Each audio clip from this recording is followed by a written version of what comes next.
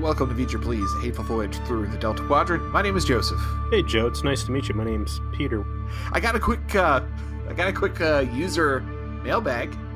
Yeah? Oh, is it a hate mail?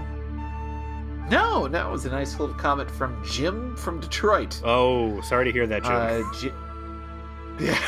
It's Jim from the thriving urban center of Detroit. Just wanted to mention that he thinks we kill it week in, week out, and he's paid special attention to our occasional Magic the Gathering talk. It has slipped in. Did you do air quotes when you said occasional? No, I did not. Well, Jim, just strap in and catch up on some of those back episodes. I think we go into D&D, Magic, and other terrible nerd directions a little more than occasional. I guess it's worth mentioning, because it's been a bit since we've probably explicitly said so. If you're just joining us and you're wondering why we use phrases like, say, masquerade, Grand Elysium, no, Joe, don't do it. that sort of thing, just type them into Google, like an RPG context, and find out for yourself. Let's just say our nerd runs even deeper than some care to admit, like Peter. Like me. Like my wife. Now I'm glad she doesn't listen to this stuff, or she'd hear you just out. Hey, listen. Your wife has vocalized an appreciation for Chakotay. I'm not sure how much longer your relationship really has. I mean, she could go running off for Beltran any moment, I wonder what he looks like these days. Probably fat. I'm just guessing. I'm just guessing based on the fact that the 90s version of him was already starting to lose that battle. You're in good company then, Robert, because I can't throw any stones on that one. I am happy to report that I think this was episode 4 of Orville. Was a real good one, probably easily the best of the season so far. Look forward to you catching up on these. I have not yet binged through it. I intend to. If we ever, people would keep asking us if we're going to do more Star Trek after we're done with Voyager, and I point out to them that we won't actually get done with Voyager until like 2021 that's crazy. The rate that we do it. I mean, there's a lot of it. We're only in season 3. There's 7 seasons. So we got a while before this is actually going to be a question. But maybe we should do like an Orville podcast. That could change things up, Yeah. There's the other side of the coin too. Discovery, which you have not been a fan of. I am on record saying I really liked the first season, and I watched the first episode of the second season, and really, I got the opposite impression for some people. I watched the first season. I did so that I could understand my enemy. I mean, I first I wanted it to be good, and then slowly as it was bad, and then got worse and worse and worse, and circled the drain, and then went into the sewer, and then fell into a lot of poop, and then kind of rolled around in it. I just got angry, and I just wanted to feel more anger, I guess. But of some of the other fellow not fans of Discovery I know that decided to tune in were like, this was an improvement. It was not an improvement for you? I liked all the dark shit, and, I don't want to drag this episode into Discovery talk again, but it's very clear that they've done it about face, turn heel to more cheerful Trek. I don't know. I got my thoughts, and obviously I'm going to finish out the rest of the season. Or didn't win me over out of the gate. Let's say that. Well, the more cheerful Trek is what I want. So maybe I wasn't going to give it another try. I was just be like, all right, I'm done with this. I'm done purposefully infuriating myself by watching this show, shit on everything that I love about Star Trek, be poorly written, even more poorly acted, and just depress me. But now if they've like decided that they're not going to do that anymore, maybe I'll become the Discovery fan. Maybe that's how it will work. Yeah, or maybe you're just going to have to stick to cheerful, lovely, well-acted, well-scripted Trek in the way of Voyager, Season 3, Episode 9, Future's End, Part 2. Well, I think you may have spoken too soon. So, just quick thoughts to begin. There's something that we mentioned in our last episode. I want to hit on like right away, and that's the villain that we're dealing with in this two-parter. Stan Sitwell from Arrested Development. Yes, Stan from Arrested Development.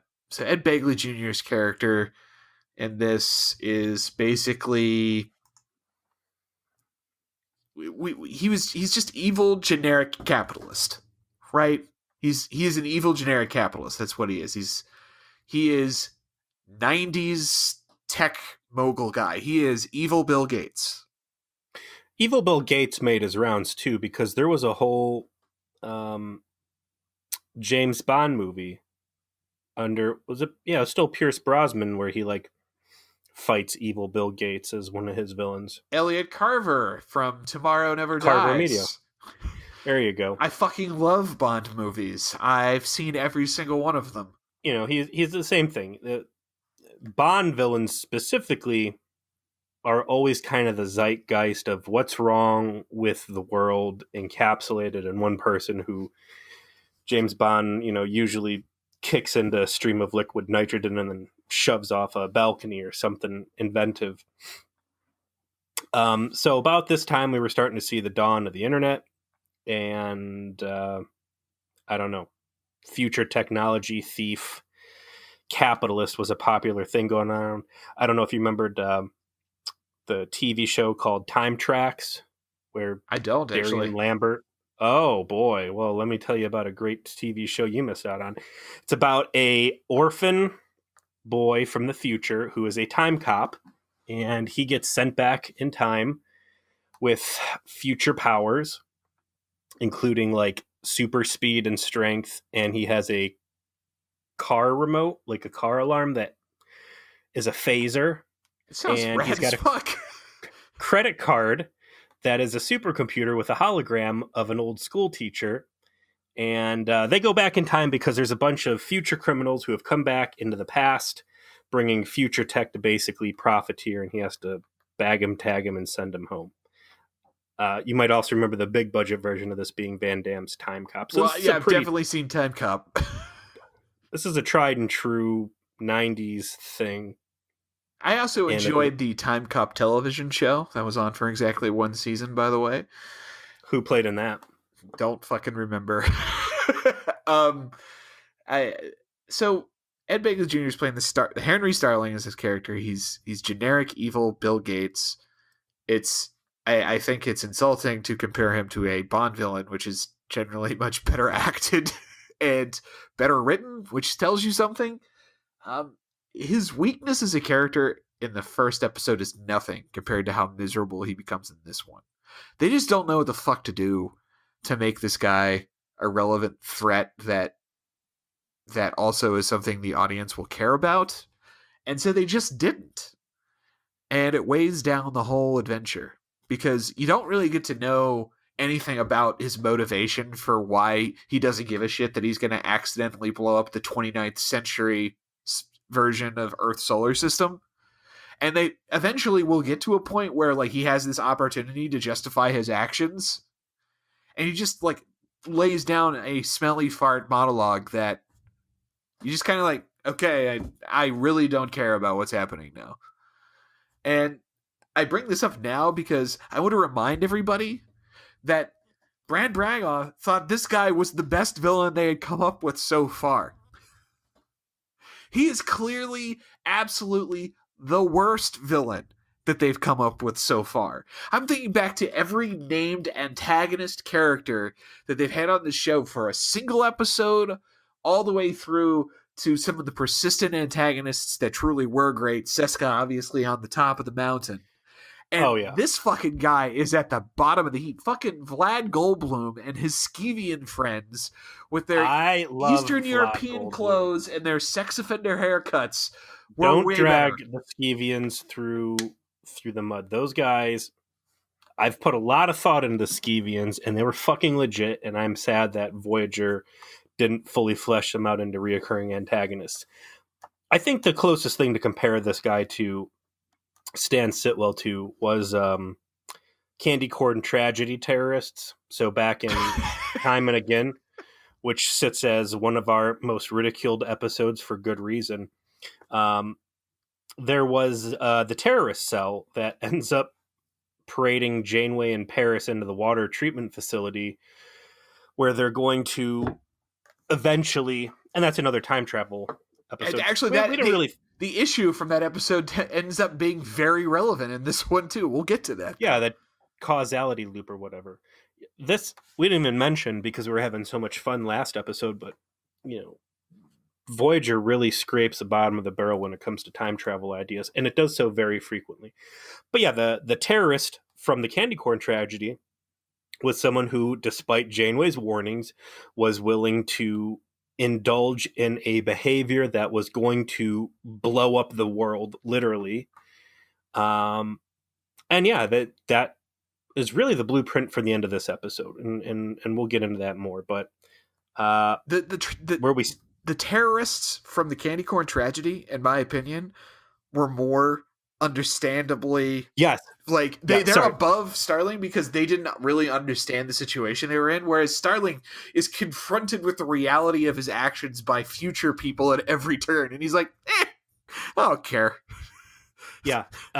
You keep dragging me into the end of the candy corn tragedy people, and like I said, they were better acted, or I'm sorry, they were better characters.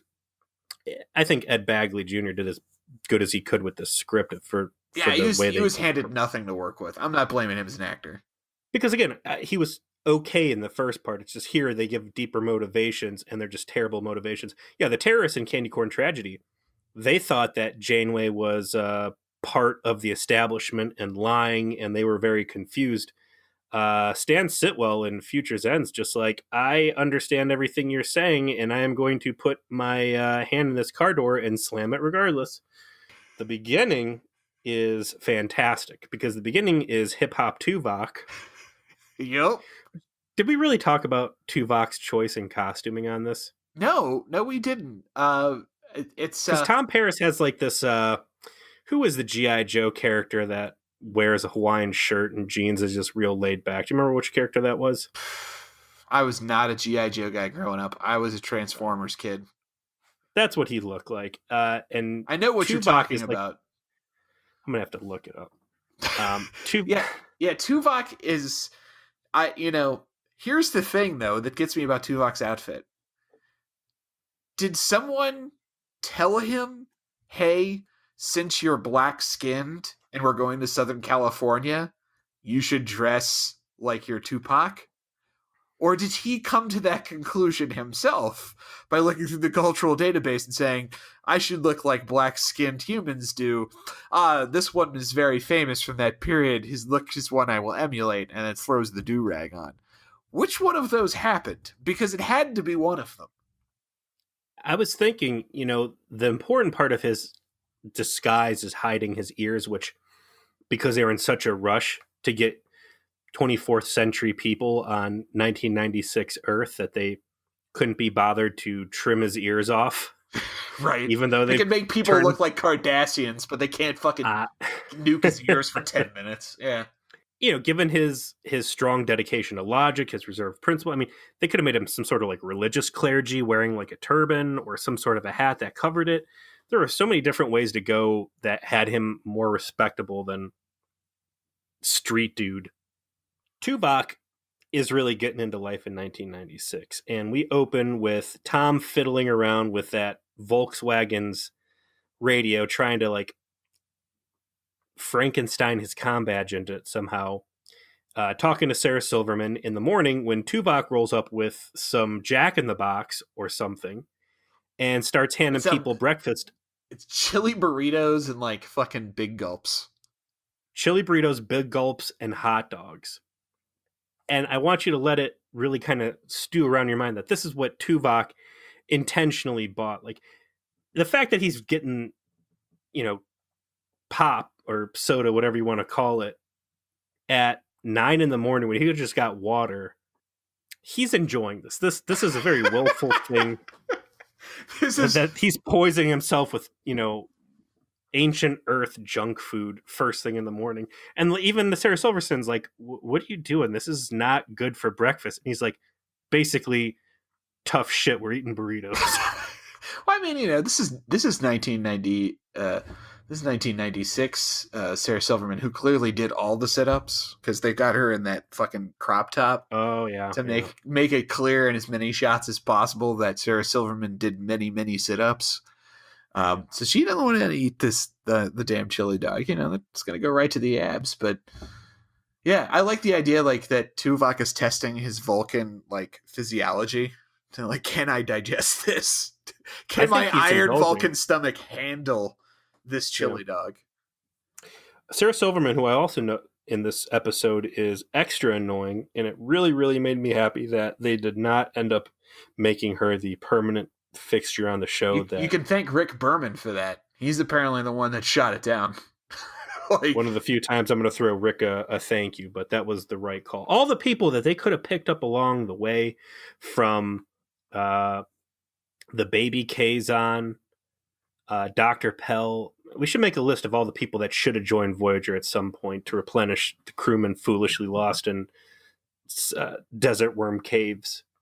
Silverman, I think, is really the worst pick we've seen so far. We already mentioned it, but it's same in this episode as it was last week, and that is Sarah Silverman has no business attempting to play a straight woman in a dramatic television show. She is a comedian. Her talent is her style of comedy.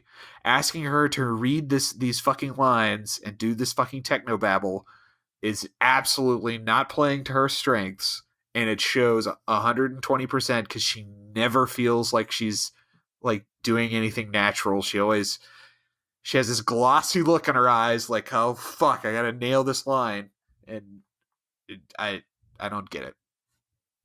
Total miscast. It's like, this is not the person you bring in to do this.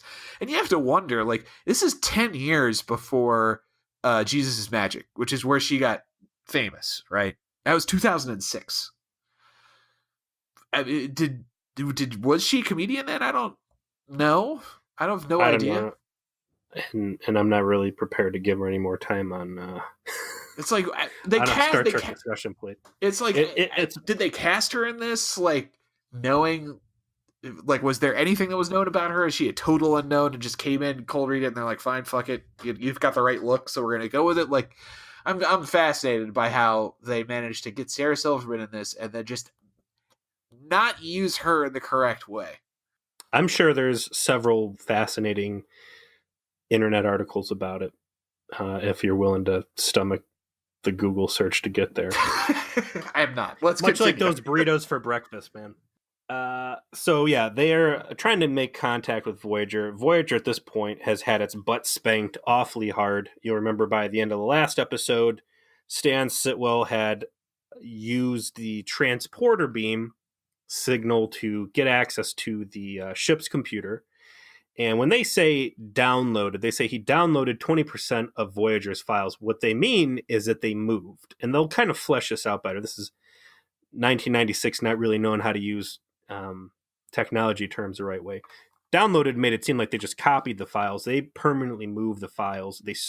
Sitwell stole them from Voyager, including the Doctor. So Voyager's phasers, its transporter, its engines, there's still all sorts of stuff fucked up. They've lost contact with Tom and Tuvok on the surface, and now they're trying to recover for all the, systems files that Sitwell has, and made an even bigger problem for Voyager to deal with.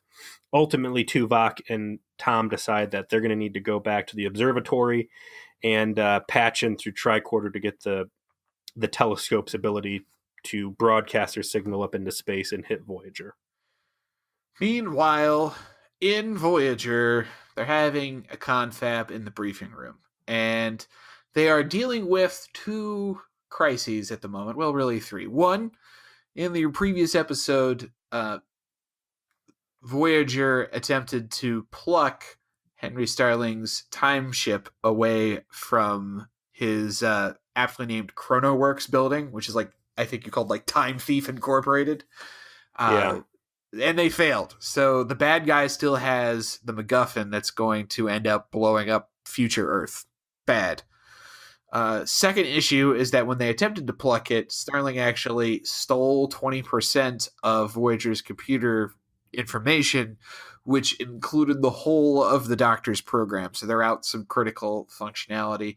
And then 3, Ensign Harry Kim, who they left in charge because all of the senior officers decided to go on a play date down to Southern California, decided to, in order to swing in and grab the commander and Captain Janeway, that he would fly Voyager in close formation right over the Los Angeles skyline so millions of people could see this clearly futuristic spaceship.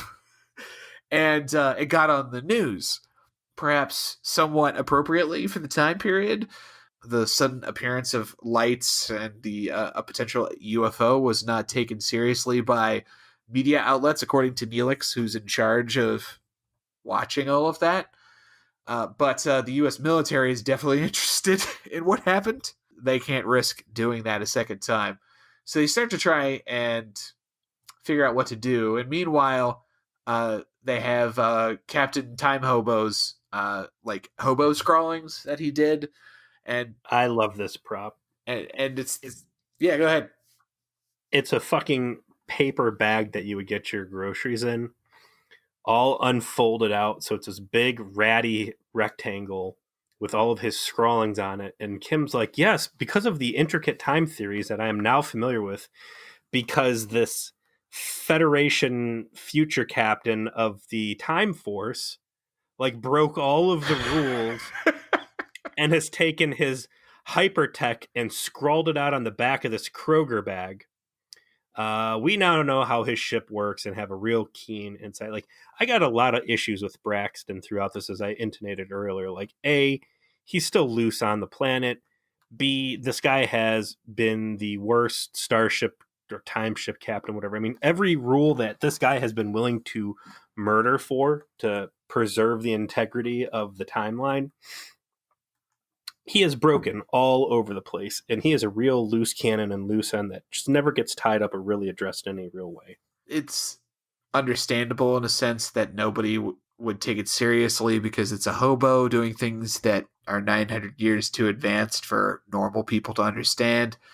So it's probably something so out of whack that it wouldn't actually interrupt the flow of time. Anyway, now that Harry has figured out that yes, Starling's gonna blow up space-time by fucking this up because he's not smart enough to do this, they decide, okay, well, we've got to do something, and we got to get this time ship. So what are we gonna do? And they decide that they're gonna come up with something when Tuvok actually contacts them, having instituted the plan of go back to the observatory and contact Voyager. I think about this time, they cut over to Stan Sitwell in his office, where he calls up on his little IBM computer the Doctor. And because Stan Sitwell has stolen all this 29th century technology, he has hollow emitters and all the infrastructure there to materialize the Doctor. And he begins trying to interrogate the Doctor for additional info on Voyager. And we get a real cute interplay between the two of them where the Doctor, being very smug, is like, I'm not going to play ball with you. There's nothing you can do to hurt me. And ultimately, I don't care if I live or die, so screw off.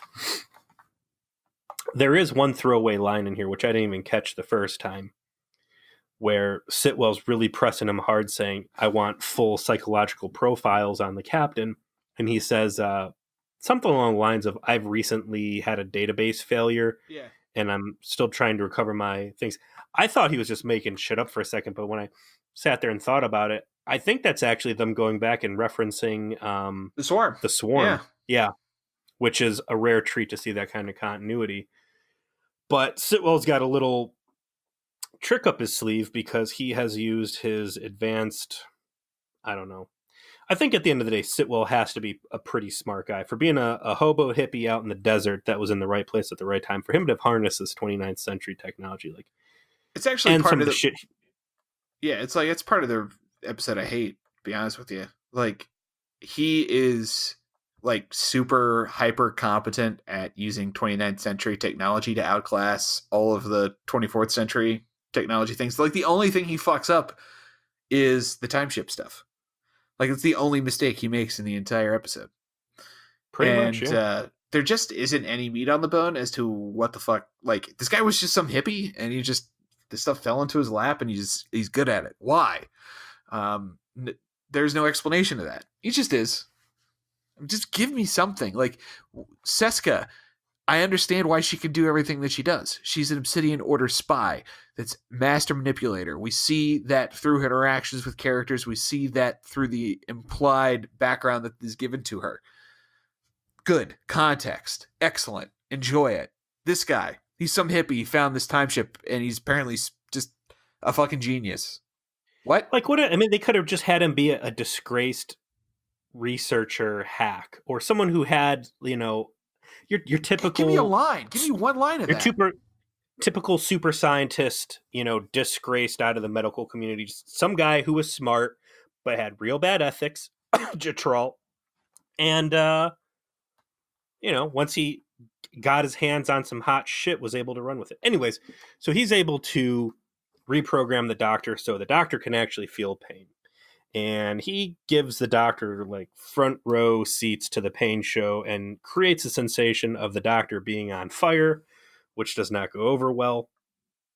Sends Picardo down on the floor, writhing around in agony.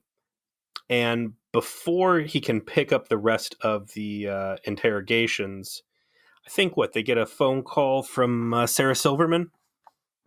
Yeah, so the plan on the part of the trio, I guess we'll say Tupac, Tuvok, Howdy Doody Tom, and Sarah Silverman, is that they need to get Sterling. That's what Voyager wants to do. They want to actually capture Sterling himself. They can't get to the time ship. They want to get to Sterling himself. And so the trap they're going to lay down is that Rain Robinson's going to act like, oh, I'm being hunted, I'm being attacked, I need help, please come get me. Kind of appeal to Sterling to get him to personally come and retrieve her. It's obviously a bit of a ploy. Sterling's already immediately seeing through it. And he tells the doctor, hey, we're going to be going for travel here. The doctor obviously says, like, what the fuck do you mean? I can only go where there's holographic projectors. The next shot is the doctor getting out of the car at the Metro Plaza that they're meeting Sarah Silverman at, and the doctor's out in the real world. And he's got a little dongle on his shoulder. And this ends up being probably the biggest deal out of this episode for the rest of the show. Yeah, if we're talking overall impact. Yeah, like the introduction of the mobile emitter, which is what that is, ends up being unlocking a lot more doctor stuff into happening that we see from this point forward. Yeah, so it's Stan Sitwell, the doctor, roll over with their thug. I don't know why this guy bothers me so much. His name's Dunbar, and he's the suited goon, and he does everything for Sitwell. This is the ultimate goon. He always has his suit on. His hair always looks nice. He always has a little ID badge for ChronoWorks clipped to his coat, so he looks as foolish as possible at all times. And for Sitwell having like this sprawling financial empire, the fact that this guy's doing everything from driving the semi truck and trying to run people off the road to sitting in the spacecraft and trying to remotely, magic things or whatever. Just get some extra goons. That's all I'm asking for. They show up in their old villain Lincoln Continental, and you see Tupac Tuvok, and I actually looked it up. The G.I. Joe that Tom's dressed up as is Chuckles. Chuckles. Chuckles, the blonde Hawaiian shirt wearing G.I. Joe. That seems like a perfect name for Tom Paris anyway. Yeah, so they're hiding behind water fountains or whatever. And the plan here is that they're going to lure Stan Sitwell out into the open. Somehow Sarah Silverman is going to convince him to come back to her van as though she's got some free candy in there. And Chakotay and B'Elanna, who are going to be flying overhead in a shuttlecraft, are going to use the shuttlecraft's transporter to abduct him off the surface, which is a legit plan. Last episode, my question was, okay, if the main ship's transporters are offline, why aren't the shuttlecraft out? And the shuttlecraft up in the air is doing all the right things, not only using something with a small profile so, all of LA doesn't see it, and it's got all of its technology intact, but B'Elanna even reconfigures the shields into like a cloaking device, so to anybody who looks up, the shuttlecraft's going to look like I don't know, some sort of jet flying around. The dialogue that they haven't seen is just kind of, I guess, a little buddy comedy time between Chakotay and Torres. We hear about Chakotay basically learning how to fly in the academy by like going to Venus to do atmospheric storms, then going to the asteroid belt to learn how to dodge asteroids, and meanwhile B'Elanna's like punching people in astrophysics labs or something like that.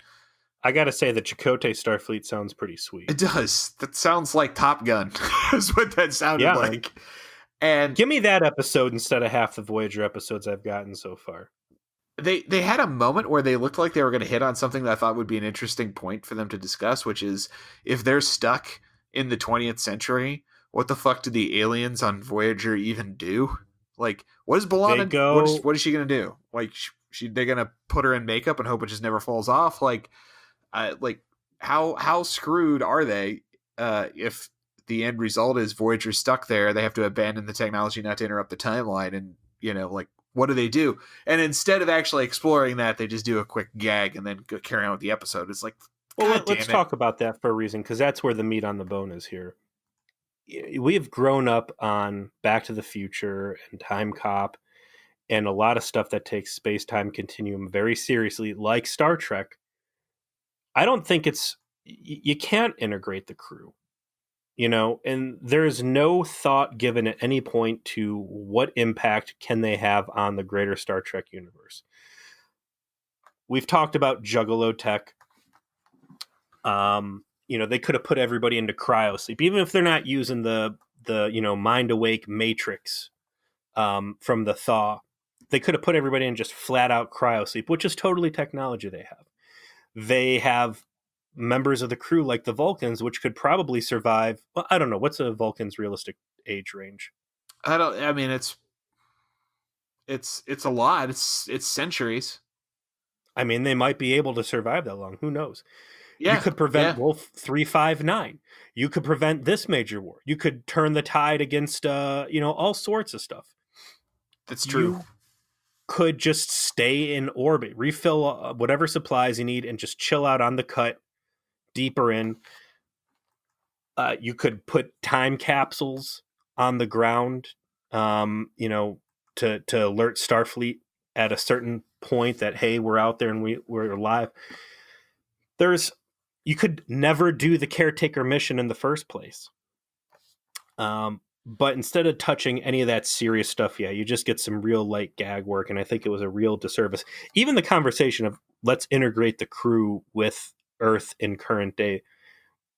If Chakotay, let's assume Chakotay is not making jokes about becoming an archaeologist and making some big finds. Like, how is that any different than going and picking the winning lottery numbers or going the almanac route from Back to the Future? Chakotay, if you're making the big discoveries, you're robbing the legitimate archaeologists out of their thing.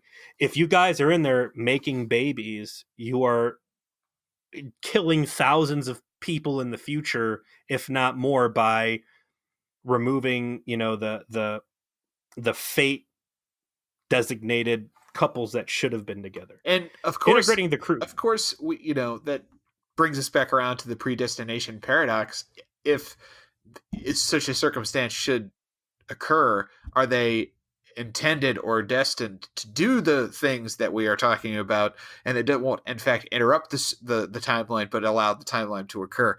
I mean, this is the inherent problem in time travel episodes that go too deep. It's stupid. Which is why my favorite time travel science fiction movie of all time is Looper. Because Looper, when they start to get into the predestination paradox element of the time travel, Bruce Willis literally just slams his hand on the table and says, I don't want to sit here talking about time travel. And that's it. They're just done talking about it from that point forward. And then they do the rest of the movie. They're like, let's not focus on this. Let's focus on all of the other parts of the story. Looper is the stupidest time travel movie of all time. I will fight you. I will fight you and I will win. I will fucking crush any of your shit right now with one observation. Okay, and we're gonna fuck this episode. We're gonna get into Looper. If you guys don't care about Looper, skip forward 10 minutes. All right. Let's fight. Let's do this. I'm ready.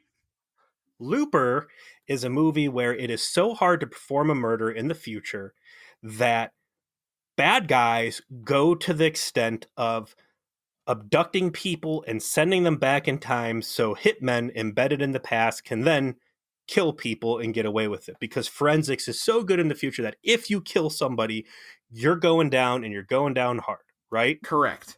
So you got a bunch of good buildup and everything else, and it gets to the point where what's his face is retired. Bruce Willis is retired and he's settled down with his wife who he loves.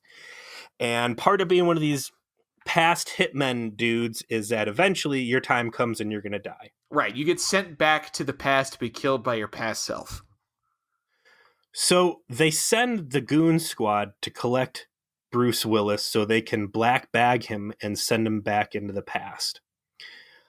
But in the future, like I said, it's impossible to get away with murder, especially just flat out killing people. Like, I don't know if they got precogs or what, but if you know, like you shoot someone, you're just bringing down hell. You're damning yourself to jail and all that. Again, time travel hitmen exist because you can't just shoot people. So the group that comes in to abduct Bruce Willis and start this fucking movie off, the dude's got a fucking gun and he shoots Bruce Willis's wife and he kills her. The fact this guy has a gun is ridiculous, all right? He might as well have a fucking nuclear bomb that when he activates, it just blows up everybody in his party, because that's what's going to happen.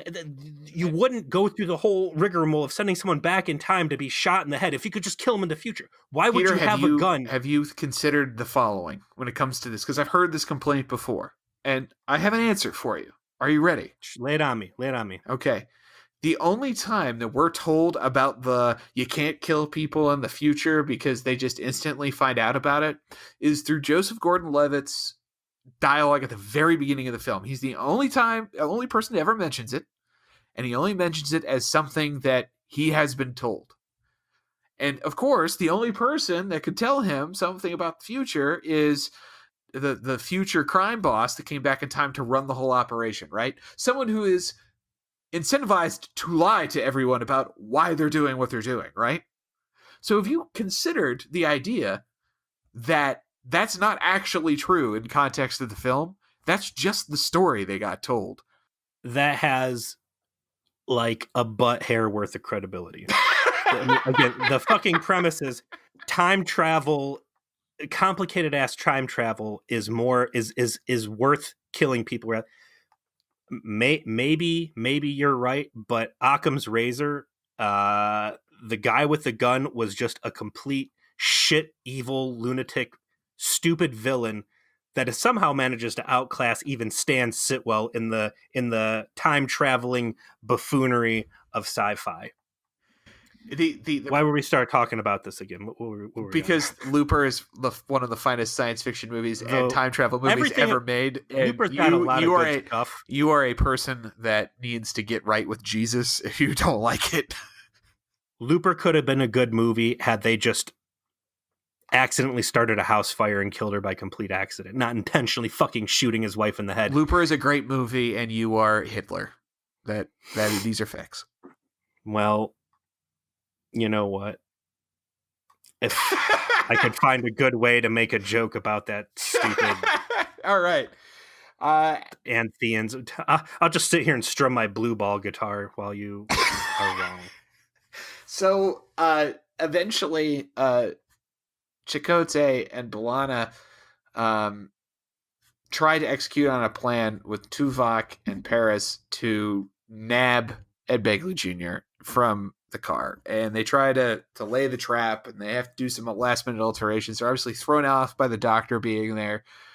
But the way it goes down is eventually they are able to nab in the shuttlecraft transporter Starling, and in doing so, the doctor starts like rolling haymakers out on the random goon guy. It's not a random. That's Dunbar. We know who he is. Dunbar, and starts just like railing Dunbar in the face over and over again and tells Sarah Silverman to run, and he himself also escapes.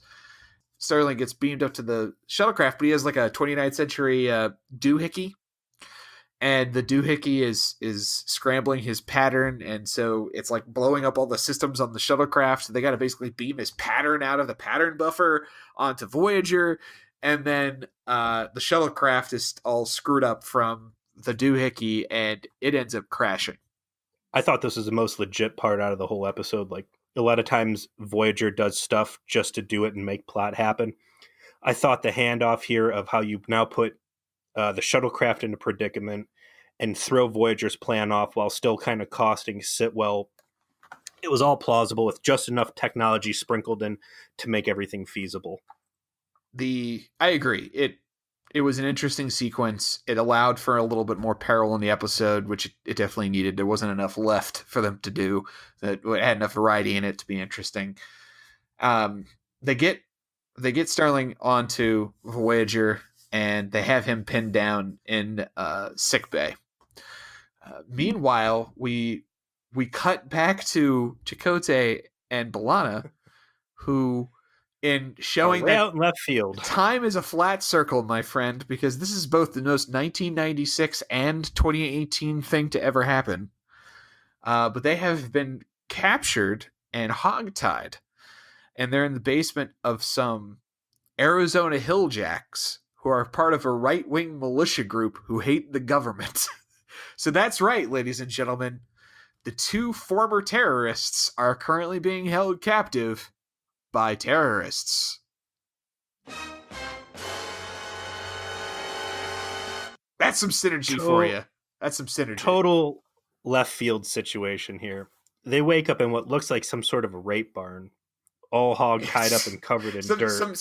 There was some heavy Deliverance vibes there at the beginning. Yeah, all it's missing is that dueling banjo. So I did not see any of this stuff coming, and when the dudes come down and start accusing them of being government spies and this and that, there's some real overt racism. Nobody really seems to overly mind the fact that B'Elanna has this alien stuff going on in her forehead. I will point out these terrorists have awesome taste in guns. He's rocking a Franchi Spas 12 shotgun. That's a semi-automatic shotgun. The same one that Robert Muldoon used in Jurassic Park, which is like my favorite shotgun ever. So very happy to see that one. And yeah, they know there's part of this fancy spy plane that went flying overhead. And now Chakotay is stuck in a pickle. We're going to see where his anthropology gets him here. I want you to get the dun dun dun buddy ready again, because yet again, two Voyager crew members find themselves in prison and need of a daring jailbreak rescue attempt. And I do like what they ended up doing with that jailbreak rescue attempt. So while it's, for some reason, I don't know, I don't think this was ever actually established in the episode, Tom Paris has a cell phone, like a 90s cell phone that suddenly works as a communicator. Uh-huh. And so he's using that to call up Voyager, and they have to split the party. And Tom and Sarah Silverman are going to go try and get to the Chrono ship, while Tuvok and the newly mobile doctor, who is very self-satisfied at his mobility, are going to go to Arizona and spring B'Elanna and Chakotay. So it's never revealed exactly how it is that Tuvok and the doctor like get a car and go there, but I guess that's a kind of detail we don't care about. They end up going there, and in what can only be described as a minimalist way to settle the dispute. Some feds had shown up because they also saw the shuttlecraft crash. the right-wing militia obviously starts a conflict with them, an armed conflict with them, and we don't see anything that happened. We just hear Tuvok trying to convince everyone to give up, and when they don't, probably lay down a sick, like, multi-phasic phaser single shot that knocks everyone out, because we know he can do that. And who should enter the rape barn but the doctor? Of course, the local yokels try and shoot him. It doesn't work because he's a hologram, and he lays down what they say, Mother of God. He lays down what I can only call as basically a data line when he says that divine intervention is unlikely, and then just shoots both of them. Yeah, it was good. Appreciate here what really has happened all as far as Voyager's crew interacting with 1996.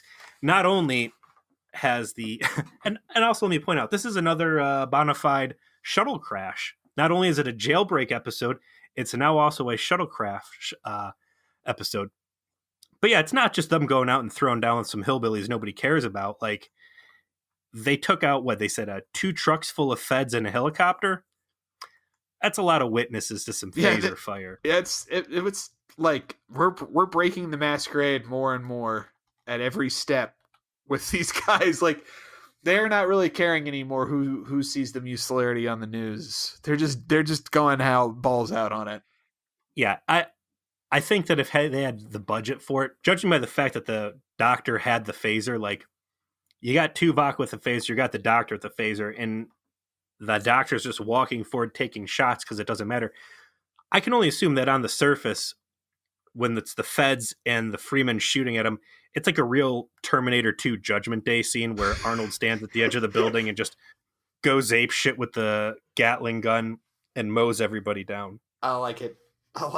So yeah, he gets down and says, hey, yo guys, I heard you like shuttlecrafts and Jailbreak, so we crashed your shuttle so we could break you out of the desert, Pokey.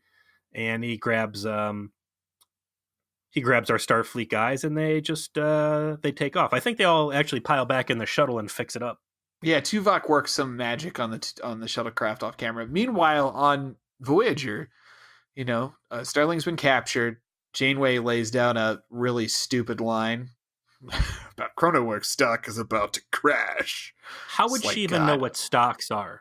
This is where they just lay down this stupid ass wet fart monologue where you have your opportunity for Starling to like justify or like explain why he's doing something with all these people telling him not to, and he understands that they're really from the future and would know. And he's like, no, I want to make iPhones and shit, so I gotta go to the 29th century and get iPhone shit. So I'm gonna do it because I don't care about 900 years in the future. Those people are my problem. And it's like, this is the most unrealistically stupid, evil capitalist argument of all time. It's worse than that, because he does try to bring in like morality to justify it. He is going, first of all, he believes that Janeway is there to steal his technology because they thought he would be easy pickings and that they could rob future tech off of him easier than just going into the future to rob their own tech. And he fancies himself a champion of humanity, like this Lex Luthor figure, and that he is making everybody's life easier and that it is worth it no matter the cost, while also making him a ton of money. And even though he is this pro-humanity, I want to advance us and build a brighter, better tomorrow, even though I'm in the same breath talking about, I don't care if I'm going to kill everybody on Earth 900 years from now. Also, in the process, killing myself. Like, he just has the worst selective hearing possible, the worst muddy morality monologue possible. And it's just where he started as, all right, he's a dude stealing tech from the future. You could have left it at that. It didn't need this poor attempt at rationalizing his actions. Yeah. I mean, everything you said is correct. I don't have too much to add to it. Can I throw this out there? The absence of this would have been better than including it. And if you can say that about a scene, that's pretty fucking sad. Do you remember the Next Gen episode with Max Headroom? Max Headroom. Do you remember Burling Ramusin? Oh yeah, Burling yeah, off yeah, yeah. Ramusin? The okay, yeah, the future quote unquote professor. Observer. Yeah, And he was a thief it was who supposed. was from the past and went to the future and then started going to like the middle future, the 24th century, and he was there to like steal tricorders and phasers and stuff. Like, why couldn't this have just been the guy somehow? That would have been really cool, but I guess they didn't want to necessarily have to pay the writer of that episode for using his idea. Did you know that that was actually supposed to be Robin Williams who played Yeah, Rasmussen? yeah, yeah.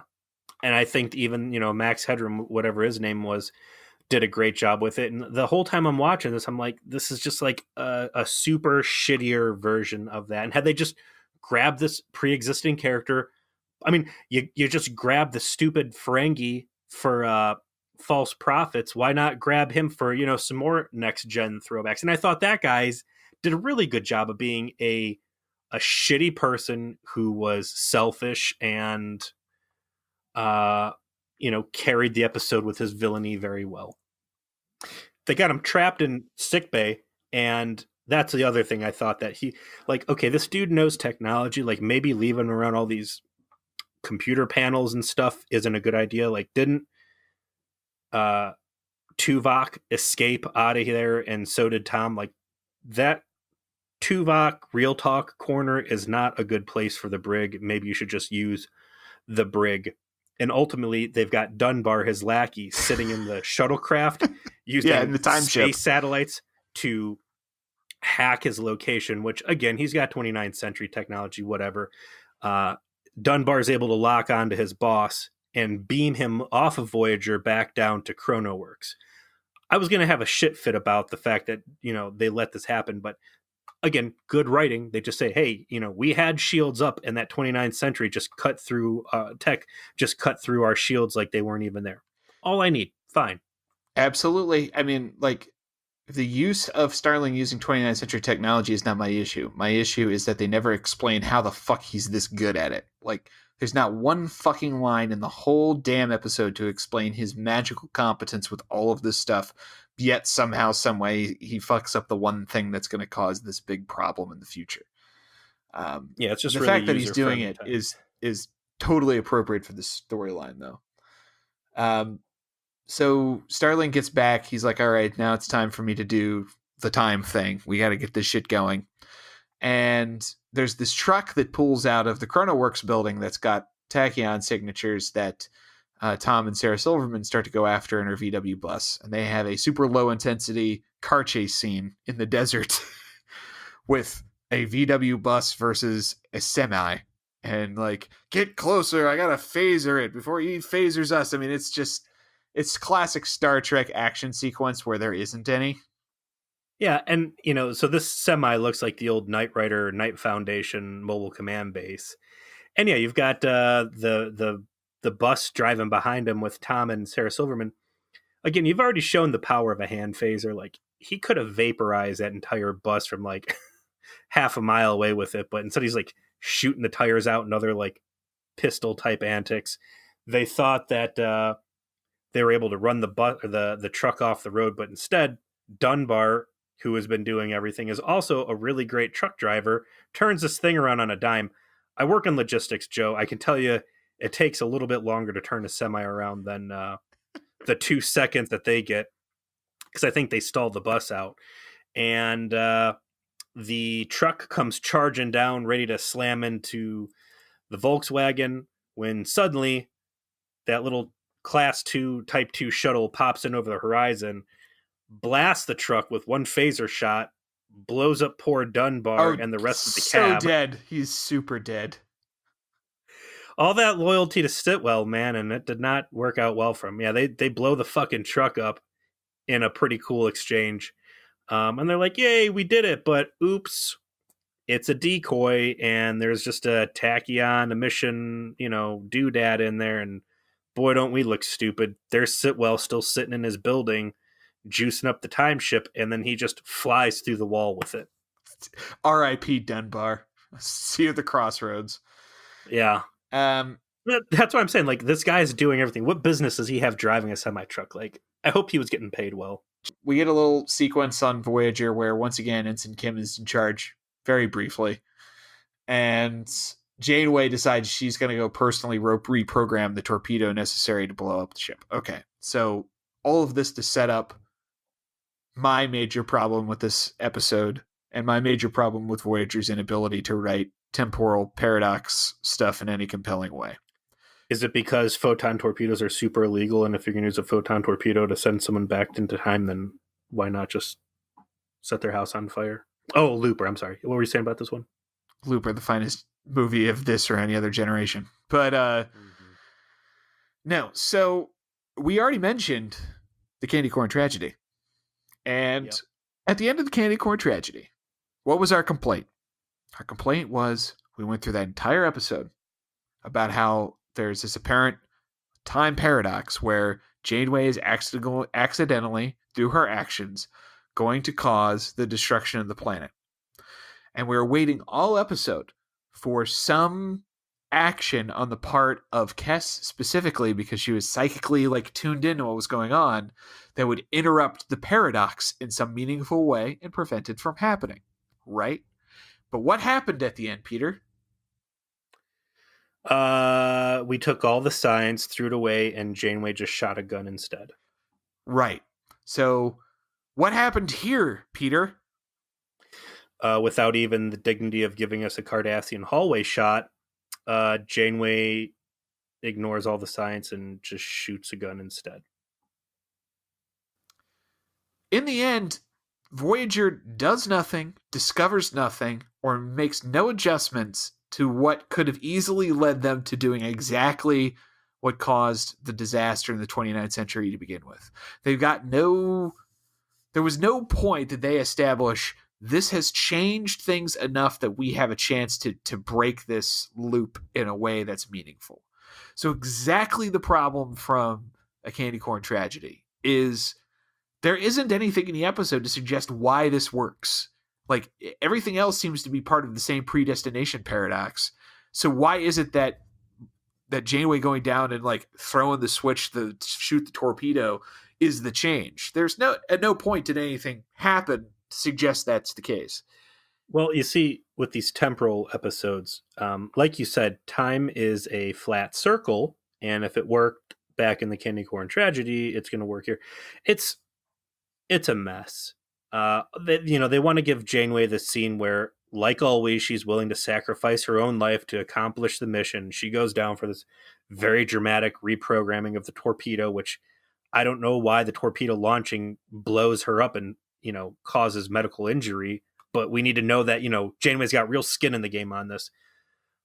The whole problem is that Voyager did something during a temporal event that blows up Earth in the future. I don't think the ship flying through a time rift, the last time they shot a ship by a time rift, a big accident happened. They got sucked in and dumped off in ancient Earth. Shooting photon torpedoes at the Timeship as it's going through a time portal, if anything to me said, hey, what could cause a catastrophic event in the future? Blowing shit up on a time rift seems real high on that list. Even more so than some bad math. Yeah. Sending an antimatter explosive warhead into the situation seems like a really great way to make things fucking worse. But I mean, this is the problem. We just we don't explore any of this. We just have Janeway shooting the gun, just a progressively bigger one, and it saves the day. And then Captain Time Hobo comes back through the rift and says, hey, what the fuck is Voyager doing here? But you're not supposed to be here at this time. I gotta send you back because of the Temporal Prime Directive. Yeah, and they're like, hey, dude, we know you because you're on the planet. He's like, oh yeah, I don't know anything about that timeline, which is real cold. And I think there's some good headcanon to kind of flesh out here. If you're, it's like a real Rick and Morty moment. There's infinite timelines and everybody just disposable, and yeah, there's one of me that's dying homeless and flea-ridden and alone and crazy and tortured. I don't care about that, dude.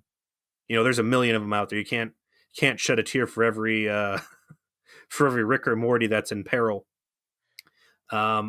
And they go, hey, dude, I get you don't care about yourself, but if you've got all this crazy hypertech, any way you could just dump us off like close to home when you do that? And he's like, no.